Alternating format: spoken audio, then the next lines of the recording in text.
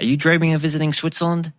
Planning a trip to Switzerland is very exciting, but it can also be overwhelming. How do you choose which of the many scenic cities, towns and villages to visit? Which mountaintop excursions should you take? And what's the best way to get around Switzerland? And of course, how much of the country can you realistically see within your time frame? If you've asked yourself any of these questions, this is the podcast for you. This is the Holidays to Switzerland travel podcast, and in each episode, your host Caroline Schonnefinger chats with Swiss travel experts to answer your most commonly asked questions, provide practical tips, and take you on a virtual visit to the most popular destinations, and of course some hidden gems to help you plan your dream trip to Switzerland. And you'll hear plenty of conversations about Swiss cheese and chocolate too. Are you ready to plan your trip to Switzerland? Well, let's get started. Hi there, welcome to episode 86. In recent years, we've started to hear terms like sustainable travel and responsible travel more and more often. This is in part due to climate change and the effects our actions are having on the environment. But to me, being a responsible or sustainable traveller is more than just about protecting the environment, although that is extremely important, of course. After a record year in terms of tourist numbers in Switzerland in 2023, I wanted to find out what the Swiss are doing to encourage sustainable tourism and how we can travel responsibly when we visit Switzerland in the future. My guest today is Simon Bossart, Head of Markets East and member of the Management Board of Switzerland Tourism. We'll hear from Simon in a moment. But before we do, I'd like to thank the team from Switzerland Tourism for sponsoring the podcast. Their website, myswitzerland.com, has an entire section dedicated to travelling sustainably, or as they like to call it, Swisstainably. Of course, travelling by public transport is the most sustainable way to travel. And if you need the train ride of a lifetime, you need Switzerland. Hi, Simon. Thank you very much for coming back onto the podcast again. For those listeners who perhaps missed your previous episode or have forgotten about you, could you start by telling us a little bit about yourself, please? Great pleasure. Hello, Caroline. Hello, everybody. My name is Simon Bossart. I'm Head of Markets East for Switzerland Tourism, part of the management of Switzerland Tourism, and as the title says, I'm in charge of the markets, basically everything east of the Rhine River, all the way down to Australia, New Zealand. Mm-hmm. A big area that you look after for sure. So we're here today to talk about responsible travel, and I think this is something that we're hearing more and more about, no matter where people are travelling in the world. How do you define responsible travel? Well, responsible travel, or as we normally put it, sustainable or even Swiss-stainable travel, we're going to talk about that probably later, goes all, let's say, to a very same and very simple message. Actually, we should travel in a way that traveling for future generations still is possible. I think that's the base. And this means creating a tourism or a travel industry which is sustainable in every dimension. That means economical, in economical terms, meaning that it leaves sufficient funds behind that people who are working in tourism can work and live out of it and do so happily. It needs, and that's probably often the main focus is on ecological terms. That means that the nature or the natural environment is left behind without too many traces. Let's say impact on especially pure nature, which is the essence of Switzerland tourism.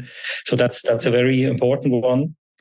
It's also in terms of the social environment, goes also perhaps into ecology itself, means tourism should lead to an enrichment or to a meeting between the guests and the locals. That means consume local things, encounter local culture, local products. I think these are the main drivers or the main backgrounds behind traveling. So you mentioned there sustainable. So that's a term that's been coined by Switzerland Tourism. Can you tell us more about the sustainable ethos and exactly what it means? Of course. Well, when we started the discussion, I mean, we are a marketing organization, so whatever we do needs some sort of to pay into marketing. Now, sustainability in terms of travel or sustainable travel, of course, that's not just a marketing story or just a marketing campaign that we're driving.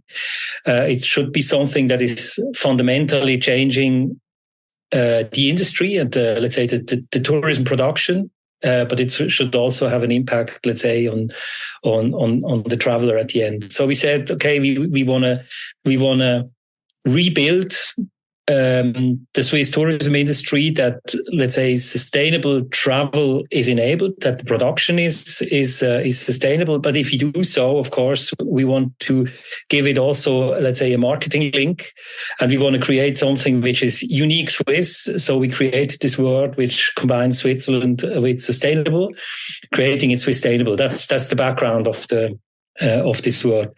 Now, what is this? I mean, first of all, of course, again, we are creating a lot of marketing campaigns around that on a global level.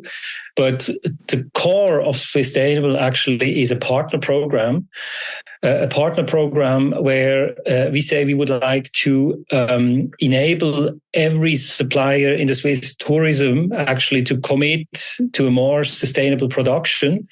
What exactly means for him or for her or for this company sustainability, or what the actual goals or the actual action items are that they engage with, they have to decide on their own. Is it more on the social side? Is it more, let's say, working environment? Is it more ecological in terms of, let's say, saving energy in the overall production whatsoever? So the actual goals are defined by the company, and for this we created the label. The label is not a management program behind or an auditing system where we are going to judge or to define whether this production now is sustainable, but we rely on approximately 90 different programs existing, auditing or management systems, being very local, Swiss, being very international, up to ISO programs. So we rely on this. That means we acknowledge these programs, and if the company commits to, first of all, to sustainability, and then engages with any of those programs, he or she climbs up the ladder of this sustainable program. It starts, as I said, with the level commitment or committed. That means that's basically a self-declaration of intent to become more sustainable with certain probably unmeasured action items. That's a very easy step to take. The next one is engaged. Engaged means now there is already some sort of sustainable program running, perhaps on certain work streams, being energy production, be it management system, whatever.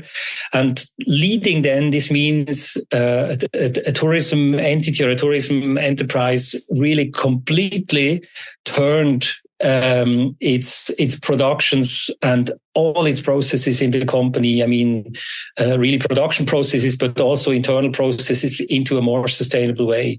And this would be leading. This would be the leading level. And of course, we tried everybody to get them on the committed level to enter, and then step up the ladder to become leading companies. But I think, and that's a very core, I think, of sustainable travel. Sustainable travel does not mean that whenever, like if you go with this, or if you book into any sustainable product in Switzerland, it means you are now completely 100% green.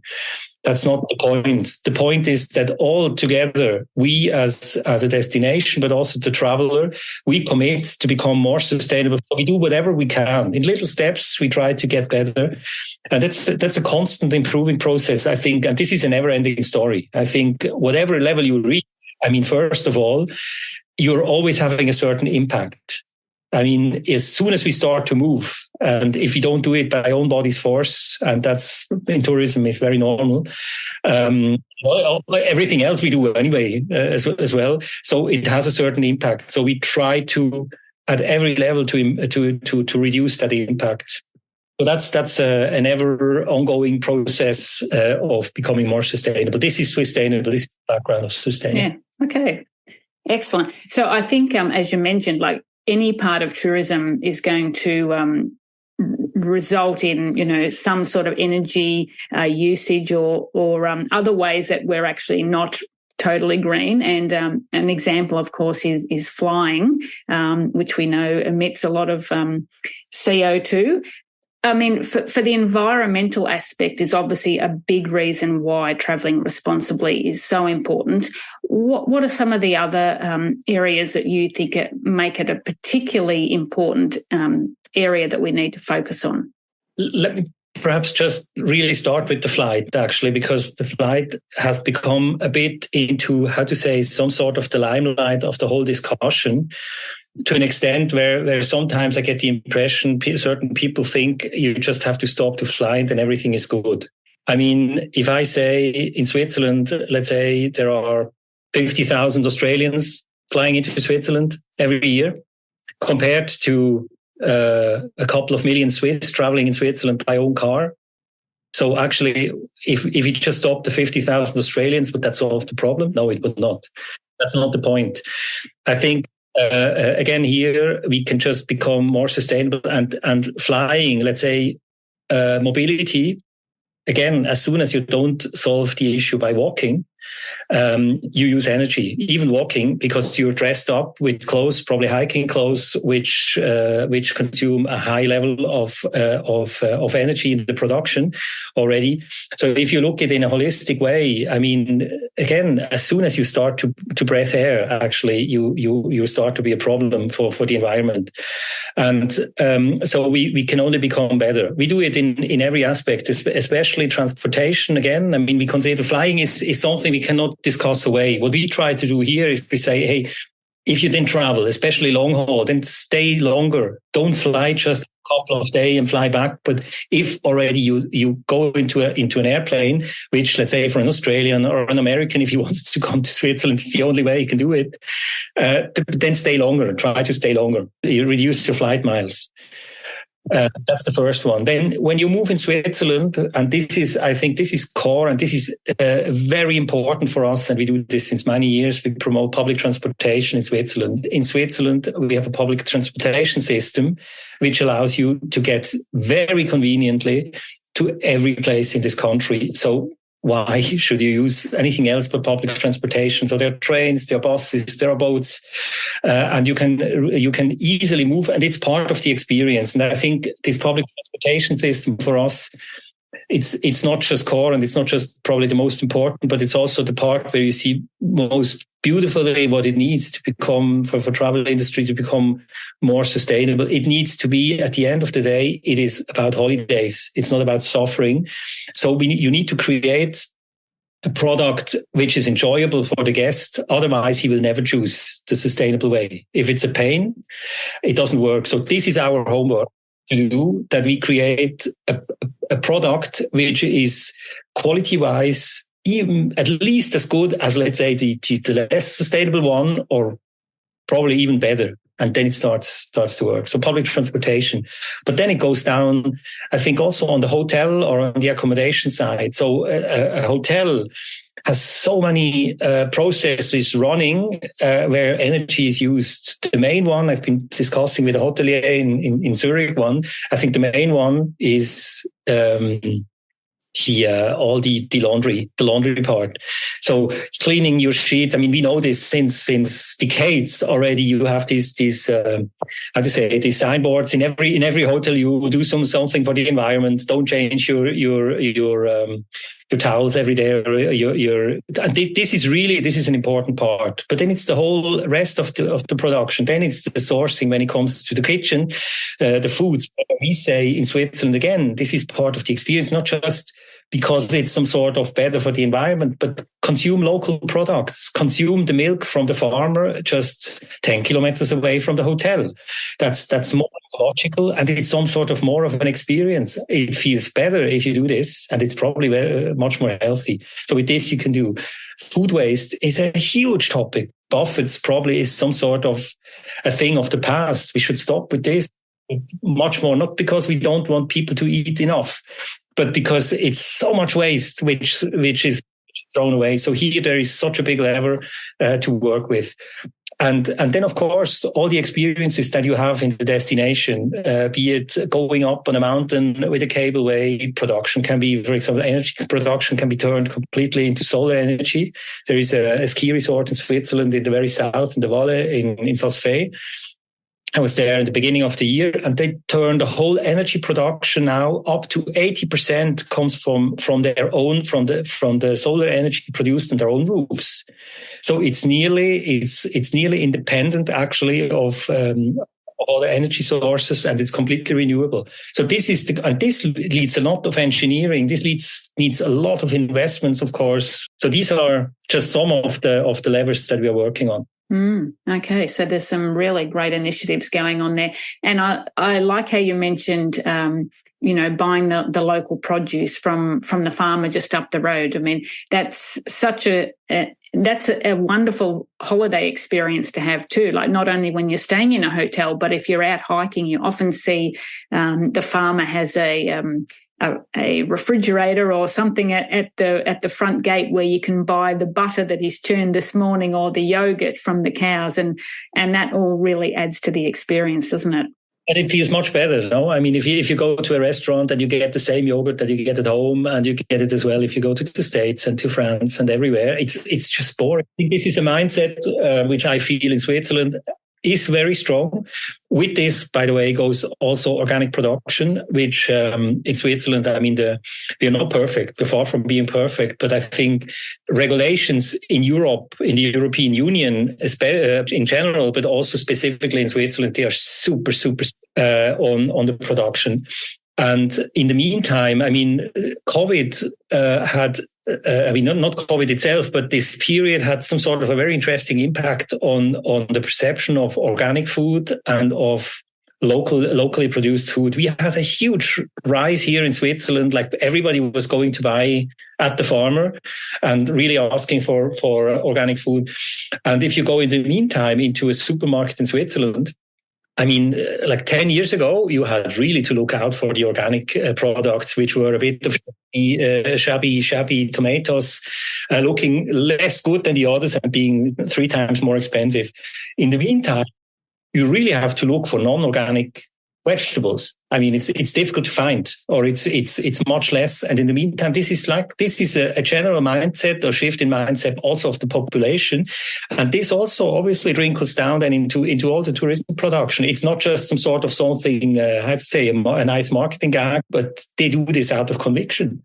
Because it fits better and because the customer is asking for it, and the experience is much better. For sure. And I know recycling is a very big thing in Switzerland too. You take the recycling very seriously. There's so many different bins. So that's obviously encouraged too. I mean, folks that are staying in hotels perhaps don't notice it quite so much, but if you're staying in like a vacation rental, there's usually a sign in the apartment saying where you need to put the glass and the plastic and the newspapers and so on. So that's another way that people can look out and help be more sustainable when they're travelling. Absolutely. I mean, we have quite how to say we are quite recycling nerds. I think in Switzerland, I've been growing up with this since my youngest childhood years, so it's very normal. It comes very natural to me.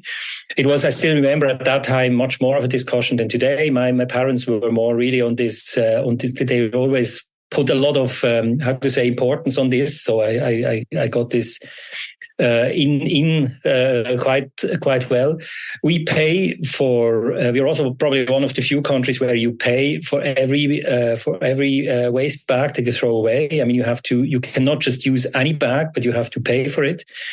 And it's not cheap. So that forces you naturally to reduce the volume of your weight. And again, here, I'd say also from a personal experience, I started to become even more aware in the recent years, and it became like a bit of a sport, some sort of to reduce waste.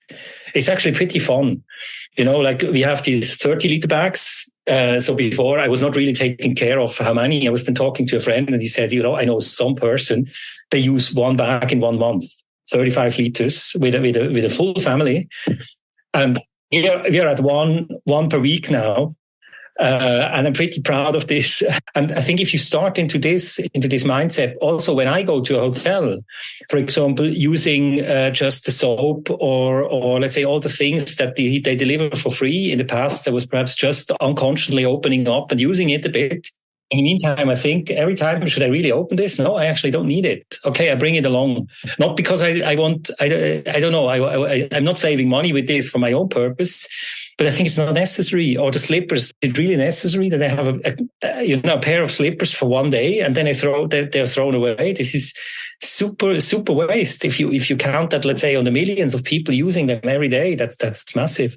So I think on this here, I think with waste reduction, very much, I mean, you can enhance that or we can support that from a hotel or from an accommodation point of view. But here, the awareness of the traveler is most important. He has to do this on his own. I think that's the way we have to approach it. But this is, again, very much the traveler himself who has to travel consciously. For sure. So speaking of travelers, I know that this year, 2023, there was a lot of travellers in Switzerland. I was there in June and it was probably busier than I've ever seen it before. And I know that getting seat reservations on the panoramic trains was very difficult at times. And the day I went to Grindelwald Fest, there was queues for more than 2 hours for some of those activities there. Yeah, so I'm just wondering, is Switzerland tourism concerned about what we now know as over-tourism? Over-tourism is a big topic in Switzerland as well, in the media. Honestly speaking, I think it is overstated when it comes to Switzerland. I'm not trying to turn this down. I'm coming back from a holiday. I was in Egypt traveling, and I would say if that's some sort of what I call over-tourism. I don't want to blame anybody else for this, not at all. That's not my intention. But I mean, over-tourism is a problem when the experience pretty much everywhere goes down. That's a problem. I mean, if there are so many people, for example, I was in Egypt and I went into the graves in the Valley of the Kings. And I mean, when you have to queue up and you go in and it's like humid and hot inside because of people breathing, and the guides are not allowed to talk inside because this would destroy that's over-tourism in my sense. Now, over-tourism is a difficult thing because we have it only to a certain degree under control as a destination. And the same goes for the colleagues in Egypt. I mean, as a destination, people are coming. And I think what we've experienced since the end of COVID is just a massive wave of guests from everywhere. Everybody is so much desperately in need of traveling, and that's a bit of a reaction. I think this is going to probably also come down to a certain level again. Again, in Switzerland, we have certain places which at certain moments are how to say over frequented. There are certain. I mean, The trains, though, saying the seats are booked out and you don't get a seat. I mean, that's a good measure, or that's a good sign of actually how you can control over-tourism. There is no over-tourism on the train. There are just too many people wishing to buy the same product at the same time. While queuing up, let's say, at certain mountain cableways, that can happen. A very good, or I've been discussing also with colleagues in the industry, I mean, queues, you can reduce them nowadays also with pre-booking your slots. And in Switzerland, especially Swiss, seem to be a bit reluctant to do this. So they want to go to the counter and buy the ticket, but then they complain if they have to queue up. But I mean, if you pre-book your seat and if you pre-book your time slot, it's probably easier to get in. That's a way of working with it. But all in all, again, over-tourism, yes, we are concerned, especially if certain points, I mean, as soon as the experience goes down because there are too many people, that's very much of a concern for us. But we have to say, all in all, over all Switzerland, it happens in certain times at certain very specific places throughout the year. And I think this is like, how to say it? I mean, this can happen. We just have to sure that this doesn't some sort of become a constant problem. But I think comparing this, I think perhaps also because Switzerland still is a rather a premium destination in the way also it's more expensive. So we do not really trigger mass tourism in dimensions as other destinations. We are not the first ones to have the biggest problem probably with over-tourism in Switzerland. But the Swiss, generally speaking, are super sensitive on everything. Like a train 5 minutes too late, we have a huge problem. Same goes for over-tourism. Some sort of, as soon as there are a couple of people standing together, it's already over-tourism. But let's be honest, that's part of a free world. In a free world where not everything is controlled, it is the right of every person standing at any place of this planet whenever he wants to. As long as we are not closing the borders and not closing the cities and the places, you can control it to a certain way with an entry ticket. That's a discussion right now taking place in Switzerland. Should we limit, for example, the access to certain mountain areas? Like there are just so many tickets sold in a day. It's an interesting discussion. What I wonder at such a point is, okay, and this concerns who? Everybody, also the Swiss. So the Swiss who want just to spontaneously decide today to go on a hike, they can also be sorted out. They would have a problem because they would probably be the ones not being let in because they are too late buying the ticket. So it's not so easy to sort out such a thing. I mean, besides that, we probably can just address over-tourism by trying to positively impact the travel behavior. And that's what we try to do at Switzerland Tourism. We try to extend the seasons. We try to promote also other seasons on the one side because the experience is good. We have been last time talking about it's a wonderful season now. I enjoy it a lot with all the colors that we have in autumn right now.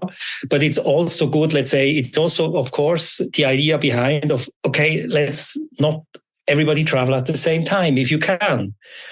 That leads to over-tourism. So if we can, or to an overcrowd.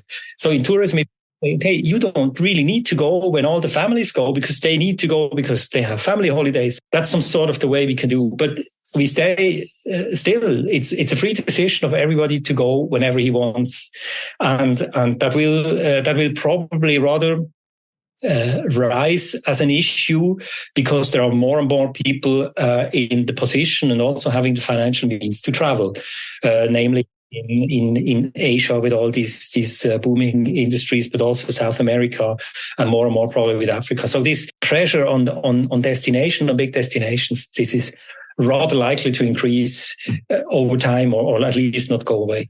Yeah. And I mean, it makes sense that those popular destinations do attract a lot of tourists because they're just so beautiful. And obviously it's just normal that if people are coming to Switzerland, they want to go to those places. But it's also good perhaps that we encourage them to combine those really popular places with some of the lesser known places as well. We need to make sure there's not a bad impact, I guess, on the locals as well. Absolutely. But actually, you made a very important point here, like we normally say away, from more to the hidden gems, away from the over-frequented places. Now there is one paradox or one dilemma. I'm absolutely supporting this, but the point is that certain places, you mentioned the First before in Grindelwald, or let's say Jungfrau Railways with the Jungfrau excursion, or Zermatt, or any of these places, they have an infrastructure which allow much more people to go than many of these hidden gems. And this is a dilemma we see more and more. Actually, over-tourism happens in Switzerland. Over-tourism is not really at the big tourism destinations because they have a capacity for hundreds, if not thousands of people in a day. They can work with, while the hidden spots, and we have many of them now in Switzerland where you really see they come to a limit. So, for example, in Lauterbrunnen, the Lauterbrunnen Valley, also in the Jungfrau region, certain villages, certain mountain lakes, which are very scenic, and where an influencer went there and took a nice picture, or there was this place, Iseltwald in Switzerland, where a Korean TV drama, a Netflix drama was shot, which now leads to many people go to these places. The problem there is they do not have car parking, they do not have toilets, they do not have shopping environments, they do not have the streets broad enough for so much traffic. So this leads to a problem, not because there are too many people, let's say in an absolute number, but just relative to what they can offer. So it's a situation actually not to push it too much away from this. It's also here that we have to try to lever, between hidden gems and the super spots, hotspots. For sure.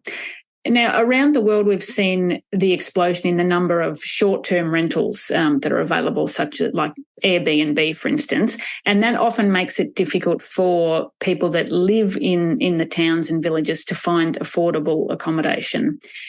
Do you see this becoming a problem in Switzerland as well? There have been quite some discussions in every city in Switzerland, Zurich, in Lucerne, in Basel, Geneva, and so on, about this issue. I think here very clearly, first and foremost, Switzerland has a very long tradition with vacation rentals. We have been using vacation rentals as long as I remember. So this is nothing new for us. So Airbnb, before we had this in another form. Now the phenomena of space use, the basic idea of Airbnb was that you rent out the place which you actually own on your own, and it's just private. Obviously, we know in the meantime it has become a huge business model for renting places and renting them out short term, where you earn much more than if you rent it out to one apartment holder for a long time. Now, I think here there is just one very simple answer. The duty here Airbnb is not a bad thing. I'm a big fan personally of Airbnb, and I use frequently Airbnb because it's a completely different experience to hotels. When I'm on my own with my family, it's much more suitable for families. It's much a different experience. It's some sort of more adventure often. So I really like this. But I think at the same time, I see the problem, but I think this very clearly is a duty of local governments, of local administrations to find a legal framework which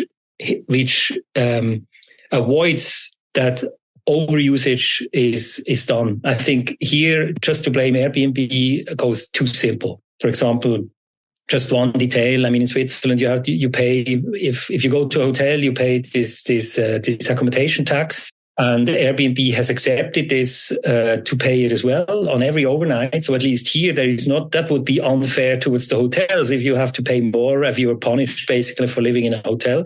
So this is paid as well. Like this, it goes into a regular process, and also the local authorities, they have a certain, controlling possibility also on the development. But the rest, is really up to the legal environment to solve it. And I think there are many cities now, not just in Switzerland, also I think Barcelona, example, is super strict on giving out licenses for Airbnb. You cannot just do this if you want to. You need one of an ending number of licenses that you actually can run such an Airbnb. I think that's the right way to do. And then there is no problem about it. Well, plenty of interesting topics for people to think about there. If we don't take responsible travel seriously, what are the consequences for Switzerland? Well, I would take it in a broader context. I mean, if we don't get used to live in a more sustainable way, thinking of the future, well, the consequences are clear. Our planet will not survive this. I think this becomes more and more obvious. I think that's not. There is no way around it. We have to. That's not just a choice we have. We have to engage in this. There can be a direct reaction, can be on a political level. I mean, we as Switzerland Tourism, for example, getting funded also to a large extent by the federal government and tourism, also local tourism destinations by local tourism boards. They would feel more and more pressure on a political level, perhaps that the funding is taken back or that this really becomes a duty. I mean, we have the duty also given by our financial support to the state that we have to produce more sustainable, that we have to work towards sustainable tourism. So it's given also in a strategical way. There is no discussion about it. But on a long term, I mean, if Switzerland alone doesn't do sustainable tourism and all the others do, then of course it's not an issue. But I think it's a duty of every destination and of every producer in tourism, but of every person actually living on this planet to do it to his or her best, really to live in a more conscious and in a more sustainable and more responsible way. Because everybody has kids and would like his kids to have a good future as well. So it's an absolute no-brainer. That's not even an option. No, very well said. I for one, I want my children and my grandchildren and their children to see all the beautiful nature that I've been able to experience in Switzerland and everywhere else around the world too. So, as you said, it's not a choice. It's something that we all are obligated to do. It is a super creative and a super interesting, exciting journey actually to go. And I'm also, I'm not so some extreme positions like not flying anymore, stop eating meat completely, like all the extreme positions. I'm not a fan of this, but I find it super fascinating how much energy is put. I mean, you see very much also in the whole flight, in the whole aviation sector, how much energy is put now in finding solutions for the future. They're not here yet. And flying is far from being, of being sustainable today. But there are so big efforts, so big investments. I have a big hope into this, that people are becoming more and more aware. Also, decision takers becoming more and more aware to find a way where this is possible, where flying is not some sort of a contradiction to a sustainable lifestyle. It will still take 20, 30 years to be there, but we have no choice but to go for it. But it's happened. Absolutely. Thank you very much, Simon, for sharing all that with today. It's been fantastic to chat with you again. And I hope we've given some good food for thought to everyone listening, and they're going to look out for those sustainable tourist operators and hotels and services when they are booking their trip to Switzerland. Absolutely. I do hope so. Thank you. There are so many ways that we can travel sustainably and still have a wonderful vacation. Being a considerate traveller and being aware of the impact you make on not only the environment, but also on the locals that you come into contact with can make everyone's experience of travel a whole lot better. Chief Seattle, a Native American chief, once said, "Take nothing but memories, leave nothing but footprints." This still rings true today, but we do need to be careful to leave only the barest of footprints. If you'd like to read more about planning a sustainable trip to Switzerland, you can visit the Switzerland Tourism website, where you'll find ideas for sustainable activities in both winter and summer, a packing list for sustainable travel, and lots more. The link is in the show notes at holidaystoswitzerland.com/episode episode 86. Thanks for joining me today. Until next time, tschüss. If you'd like more great resources to help you plan your dream trip to Switzerland, there are lots of ways to connect with us. Visit our website holidaystoswitzerland.com, sign up for our monthly newsletter, or join our friendly, helpful community of past and future travellers in our Switzerland travel planning group. You'll also find the links to connect with us in the show notes for this episode. Show notes and a list of all previous episodes are available at holidaystoswitzerland.com/podcast. Don't miss out on your fortnightly dose of Swiss travel inspo. Hit the subscribe button on your favourite podcast app so you never miss an episode. And if you enjoyed the show, please leave a rating. That's all for this edition of the Holidays to Switzerland Travel Podcast. Thanks for joining us and happy travel planning.